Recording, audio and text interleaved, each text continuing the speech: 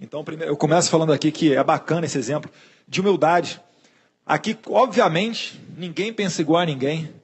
Nem eu, acreditem, só não tornem isso público, penso igual ao meu pai em algumas matérias. Mas, né? Não fala para ele não, hein? Será que ele está assistindo a live do parlatório? Compartilhei a live do parlatório, acho que já era 2018 o apoio que eu tinha. Não, mas brincadeiras à parte, eu vou pegar um gancho aqui na fala da Janaína, e às vezes a gente acha que a gente faz muito pouco. Poxa, eu ali só no Facebook, ou então eu ali fazendo parte de uma passeata, e a pessoa às vezes ela não se sente útil. Então vou dar um exemplo prático para vocês. Reforma trabalhista. Antes de votar a reforma trabalhista, eu estava conversando com meu pai, e ele falou para mim, tipo, alguma coisa no sentido de, e aí, está preparado para tomar a tua primeira porrada de verdade? Porque se você votar a favor da reforma trabalhista, vai acontecer isso daqui, ó. Vão falar o quê? Você está votando contra o trabalhador, que você quer que o empresário malvadão lucre mais, tirando a mais-valia dos seus subordinados. Eles só não contam que eles têm restaurante de luxo em Botafogo, onde a Coca-Cola é R$8. Será que eles perguntam, esses socialistas perguntam, né, para o empregado, eles pregam para os seus trabalhadores que eles estão tirando a mais-valia deles? Obviamente que não, né? Mas enfim, e aí eu volto aqui a atenção para vocês. Por quê? Porque em 2001, um projeto do Fernando Henrique de flexibilização da CLT, o Jair Bolsonaro ele votou favorável. E no ano subsequente, ele teve uma piora na sua votação. A votação dele caiu, acho que um pouco mais de 30 mil votos. Por quê?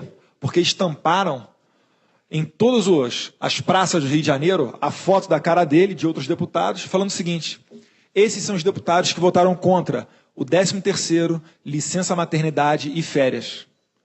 E o povo engole, porque a classe política está tão descredibilizada que eles acreditam nisso.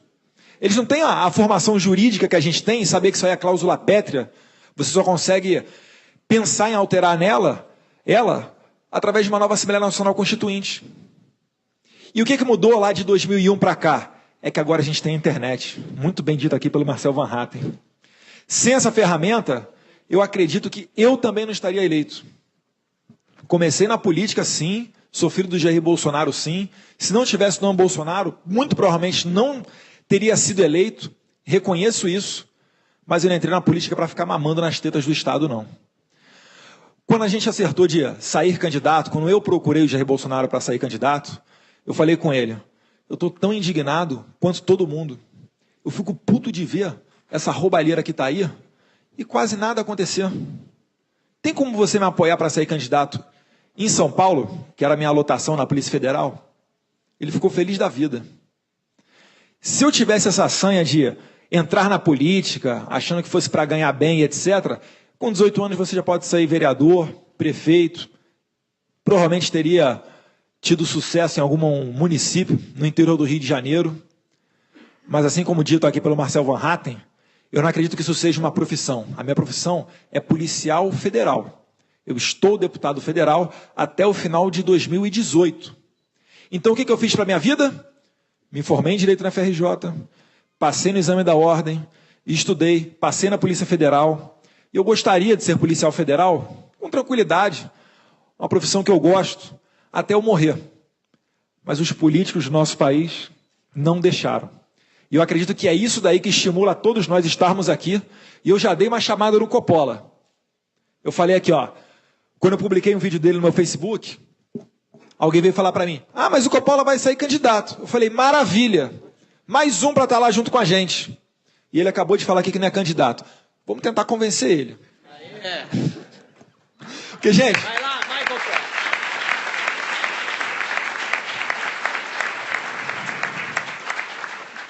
Adianta ter 1, 2 entre 513, meia dúzia entre 513? Não adianta. A gente consegue ali muitas vezes, no máximo, brecar um projeto. O Jair Bolsonaro que fala, né? Criticam tanto ele, você não tem projeto aprovado, mas a gente joga na zaga ali também. E temos projetos aprovados também, tá? Quem for pesquisar vai ver, por exemplo, que ele é o autor do projeto de lei que permitiu o porte de armas para os agentes penitenciários. Só que ninguém conta o quê? Que a Dilma vetou. E 3 meses depois, ela enviou uma medida provisória para o Congresso com igual teor. Só para quê?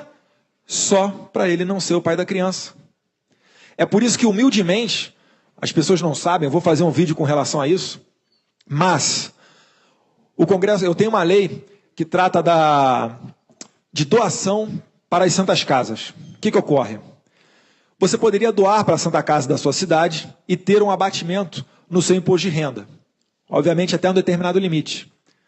Com isso daí, a gente está, primeiro, deixando você um pouco menos triste, né? Pelo menos você vai saber para onde é que está indo o dinheiro do seu imposto. Vai poder, pelo menos, reclamar com o gestor da Santa Casa. Segundo, você está cortando intermediário, porque ao invés do seu dinheiro ir lá para cima, para Brasília, para o Ministério, e vir passando por intermediários até chegar no hospital lá na ponta, isso daí perde-se muito dinheiro em corrupção, você estaria cortando esse caminho da corrupção também. E eu retirei esse projeto. Por que eu retirei esse projeto? Porque se eu colocasse esse projeto, há 2 semanas atrás, se eu mantivesse esse projeto, batesse o pé e falasse, não, eu tenho que mostrar trabalho, eu tenho que ser o pai da criança, eu tenho que prestar satisfação para a sociedade que estou fazendo alguma coisa, se eu tivesse feito isso, eu teria atrasado, em torno de 2 anos, um socorro às santas casas que está vindo agora, algo em torno de até 20 bilhões de reais. Então, reparem que muitas das vezes as coisas acontecem ali na política e as pessoas não sabem. Estar do lado de cá é complicado. Fala aí, Holiday. Quando a gente chega para o lado de cá, gente, quando você trata da opinião pública, o negócio é complicadíssimo. Sempre vai aparecer alguém para te criticar. Para elogiar também, mas para criticar vai aparecer muita gente. E nessa linha aqui de fazer a zaga, e puxando agora um pouco mais para o lado da Lava Jato, os senhores acreditam que os políticos vão fazer uma reforma política que vai permitir que uma juventude oxigene o Congresso Nacional? Está de brincadeira, né? Vamos lá, para vocês entenderem, eu vou fazer uma conexão aqui. 10 medidas de combate à corrupção. Um projeto que a sociedade pediu, milhões de assinaturas. O que a Câmara dos Deputados fez? Estava saindo um projeto, o senhor Frankenstein operou o projeto, fatiou ele completamente, diversas emendas. Estava sendo um projeto para controlar Ministério Público e Justiça Federal. Que coincidência, né?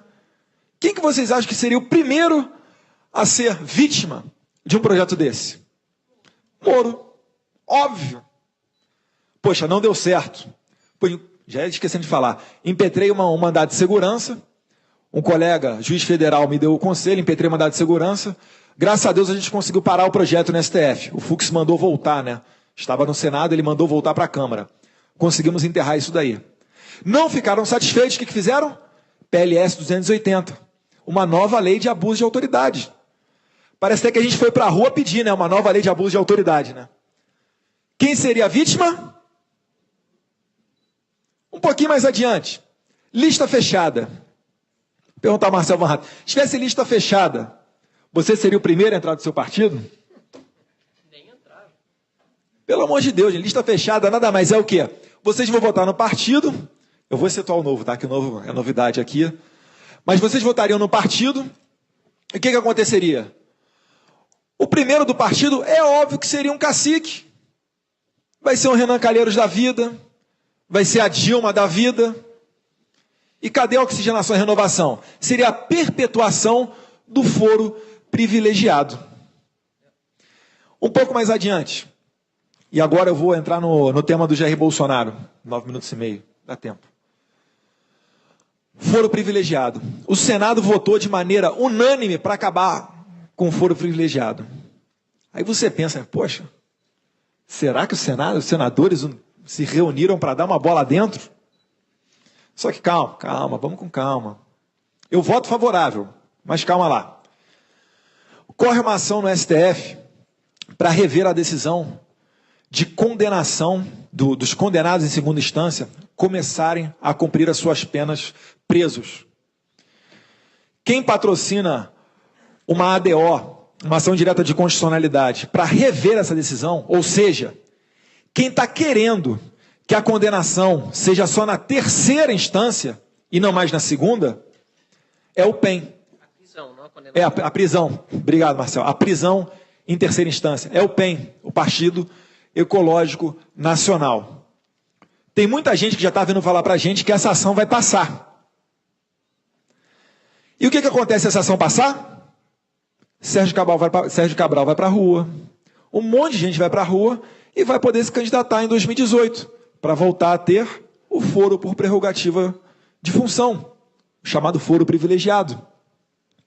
Não tem como Jair Bolsonaro ir para um debate presidencial e alguém chegar no debate, apontar o dedo na cara dele e falar: olha, você defende tanto, né, as bandeiras da honestidade, combate à corrupção, mas o seu partido enterrou boa parte da Lava Jato. Gente, se nós não tivermos aqui a verdade para apresentar para vocês, é melhor você nem entrar na política. Essas aí são as cartas que estão na mesa. É por isso que nessa última live que ele fez, ele não acertou o casamento com o PEN. Ele está apenas noivo. A gente está estudando maneiras ali de retirar essa ação. Alguns advogados falam que pode, outros falam que não pode, em virtude do momento em que a ação está. Mas a gente está tentando. Se conseguirmos, vai ser um gol de placa. Vai ser aquele famoso ditado, né? Deus escreve certo por linhas tortas. Mas eu chamo a atenção aqui, já finalizando, tenho 3 minutos. Tem um vídeo de 1 minuto do Jair Bolsonaro, eu queria que passasse, só para que vocês se colocassem no lugar de nós. Não Bolsonaro, mas no lugar de nós aqui, políticos sérios, que estamos tentando fazer uma política de maneira diferente para o país. Não pensem os senhores, que se fossem os senhores no lugar nosso aqui, não pensem que seria diferente. Eu quero que passe, por favor. O vídeo acho que tem 1 minuto. Existem várias correntes, principalmente liberais na internet, que costumam dizer que o senhor é muito estatista, que o senhor tem correntes positivistas, justamente inspiradas, vamos dizer, nas antigas correntes que haviam adentrado nas Forças Armadas, e, ao mesmo tempo, colocando que o senhor manteria um Estado grande. Isso é verdade, deputado? Olha, quando você fala em período militar, era uma outra época, completamente diferente, tá? E muitas estatais foram criadas, tá ok? E funcionaram naquele período, tá? Tinham muitos coronéis estatais, sim, mas a corrupção praticamente inexistia. Hoje em dia, os tempos mudaram, você tem que partir para uma privatização. Tem estatais, não tem nem que ser privatizadas, tem que ser extintas. Se eu não me engano, são 148 estatais no Brasil que servem apenas de cabide de emprego. Então isso tem que ser mudado. Afinal de contas, né? O Estado tem que interferir o mínimo possível na economia. Perfeito, deputado. Muito obrigado. Valeu. Muita sorte e contamos com o senhor. Mas olha só, olha a notícia que saiu aqui no Valor Econômico. Na economia, Bolsonaro se alinha ao PT. 31 de julho, às 5 da manhã. 31 de julho, às 5 da manhã. Para a Dória, o Estado no Brasil é muito grande e pode e deve ser menor. Gente, eu puxei, por exemplo, aqui da questão da economia, porque a gente toma muita pancada, né? Fala, Bolsonaro não fala de economia, estatizador e etc. Eu estou querendo deixar claro para vocês que o nosso pensamento é muito mais nesse sentido liberal, nessa linha aqui de diminuir o Estado. Eu puxei aqui o exemplo da economia, mas não se enganem. Isso daí, essa distorção da imprensa, ela acontece de modo a nos dar os rótulos de homofóbico, sexista, machista, misógino, xenófobo, enfim, tudo isso daí. Então, se nós pregam tanta união, se nós não deixarmos de lado essas desavenças, realmente fica difícil da gente chegar a um lugar comum. E eu termino aqui falando que a nossa guerra é cultural, sim. Ela não acabou e o meu inimigo não é o liberal, não é o conservador. O meu inimigo é o esquerdista, é o comunista. Então, assim eu termino a minha fala. Terminei? Acabou, vai. Acabou. Eu termino a minha fala, eu agradeço a atenção de todos vocês e estou aberto aqui para pelo menos mais meia hora para bater um papo aqui com quem quiser aqui no lado. Muito obrigado.